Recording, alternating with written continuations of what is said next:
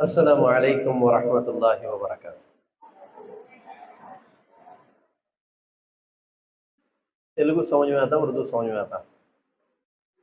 उर्दू अच्छा समझ में आता नहीं? कौन सी जबान मुसलमानों का है? उर्दू है या अरबी है या इंग्लिश है या हिंदी है? कौन सी लैंग्वेज?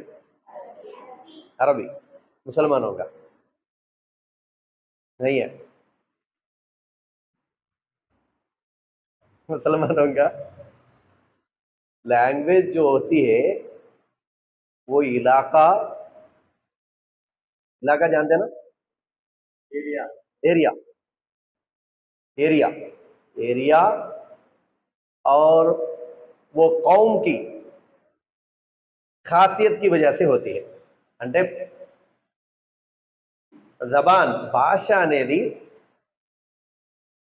ఆ ప్రదేశం బట్టి అక్కడ ప్రజలు మాట్లాడే అటువంటి ఆ జాతి ప్రజలు బట్టి ఉండేదే భాష. భాష ప్రత్యేకంగా ముస్లింలకు ఇదే అని చెప్పి ప్రత్యేకంగా నా మాట అర్థం చేసుకోండి, ప్రత్యేకంగా ముస్లింల కొరకు ఇదే భాష అని చెప్పి ఎక్కడా చెప్పబడలేదు. కానీ అల్లాహకు చాలా ఇష్టమైనటువంటి భాష ప్రవక్త హజరత్ ముహమ్మద్ సల్లల్లాహు అలైహి వసల్లం గారు మాట్లాడే భాష, దైవదూతలు మాట్లాడే అటువంటి భాష, దైవ ప్రవక్త వారి యొక్క శిష్యులు మాట్లాడే భాష అరబిక్. ఏంటిది? అరబిక్. 2024లో ఆగస్టులో నేను ఉమ్రాకి వెళ్ళాను. అల్లాదే వల్ల బ్యాచ్ తీసుకున్నాను. లిఫ్ట్లో నాకు ఎక్కువ ఎందుకు అలవాటు అంటే తెలుగు మాట్లాడటం. మా ఇంట్లో ఎక్కువ తెలుగు అలవాటు. ఏం అలవాటు మా ఇంట్లో? తెలుగు అలవాటు. మీ ఇంట్లో ఎక్కువ ఉర్దూ అలవాటు మీ అందరికి, అంతే కదా? మీ అమ్మా నాన్న వాళ్ళంతా ఉర్దూ మాట్లాడారు, ఉర్దూ బాగా వస్తుంది మీకు. మా అమ్మ నాన్న వాళ్ళంతా తెలుగు మాట్లాడారు, తెలుగు బాగా వస్తుంది నాకు. అందుకే హజరత్ కూడా ఇప్పుడు నన్ను అత్తిల నుంచి పిలిపించారు, అప్రోజ్లో ఇక్కడ తెలుగు బయాన్ చేయాలని. ఇక్కడ కాదు, ప్రొద్దుటూరులో చెప్తున్నా. అంటే భాష అనేది ఆ వాతావరణం బట్టి ఉంటుంది. ఈ ఉమ్రాకి వెళ్ళినప్పుడు నేను నా స్నేహితుడితో, ఇప్పుడు నేను మౌలానాతో కూడా తెలుగు ఎక్కువ మాట్లాడతాను. ఎందుకు మాట్లాడతాను తెలుగు? ఉర్దూ ఎందుకు మాట్లాడినంటే, ఉర్దూ అంటే మీకు కోపం అంటే కాదు, ఉర్దూని తుకడా చేయకూడదని ఆ యొక్క ఆవేదన. అంతే. ఏం చేయకూడదని? टुकड़ा नहीं करना, आए तो बात करो, ना आए तो छोड़ डालो, नो प्रॉब्लम.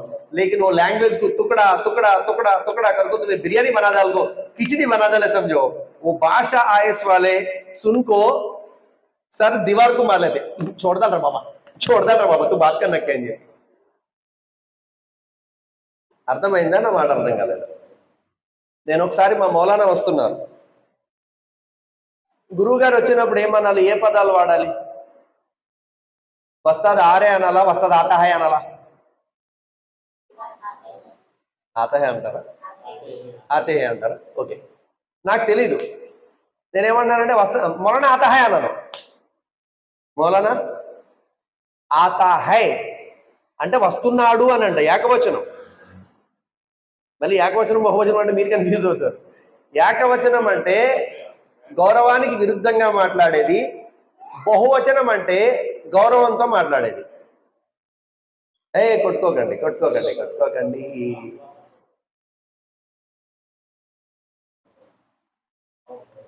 नहीं मार लेना बेटा, इकड़े मार डालते रहते, इंटिकी जाए तो कैसा मार डालते कि तुम्हें दान. అర్థమైందా? నేను తెలుగు ఎందుకు మాట్లాడతాను అర్థమైంది కదా. ఎందుకు మాట్లాడతా?